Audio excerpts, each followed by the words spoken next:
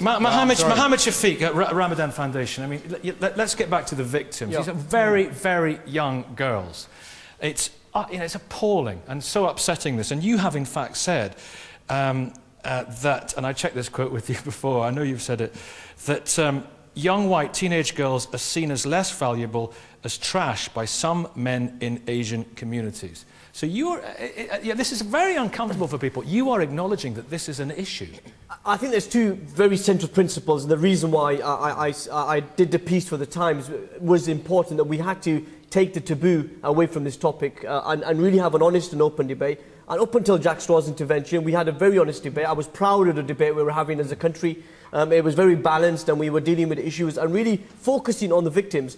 But the problem is, if I could just pick up Anne's point with Jack's intervention, is he made a very generalised statement about something that's been ingrained within communities, that is part of a culture. There's no culture or any faith in this country. And there's been outrage about it. Mohammed, let me mention, there has been outrage about it, and people are arguing it really feeds into the agenda of the BNP and groups like that. But let's get back to the victims. Let's get back to the issue. Let's take it away from Jack, can we? Yeah, I mean, for me, and I was very clear in the article, that there is a perception amongst criminal gangs. These are criminals. They don't represent any particular faith community. But in terms of the work that I've done over the past 3 years on this particular issue of grooming, is that there is a perception amongst some of these young criminals that white girls are less valuable than their own daughters and sisters within their own community. And so I think that's the starting point. The part is, how do you tackle that viewpoint? And you do that through grassroots work and education and actually reaching out to those girls.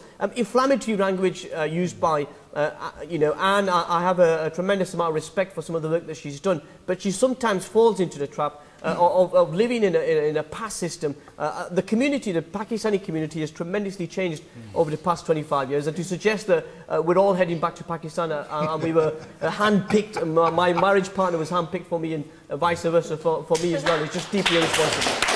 Well, Anne, I'll come to you guys in a second, and Crier. I mean, I have to say that in the Keighley-Bradford area, and I know it is different in London, and I'm not disputing that. I'm a northerner, and I come from... I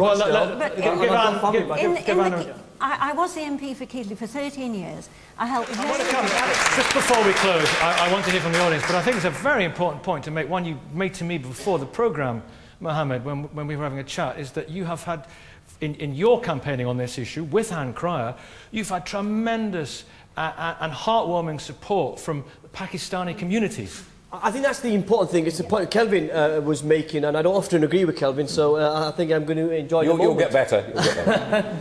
The serious point is this: that 3 years ago, when I did Panorama and raised this issue, I received death threats, I received hate mail, and I received some resistance from the community. This time, actually, walking down the streets in this community over the past few days since the Times piece, actually I've been inundated with a huge level of support and total anger amongst young British Pakistanis who find what happened with these girls abhorrent. And so I think we are making progress. And it's, Emma's story is the reason I got involved in this. Emma's the reason why I was inspired to speak on this issue. And that's why Jack Straw and Anne Crier sometimes wacky comments take away the real focus, which is the victims.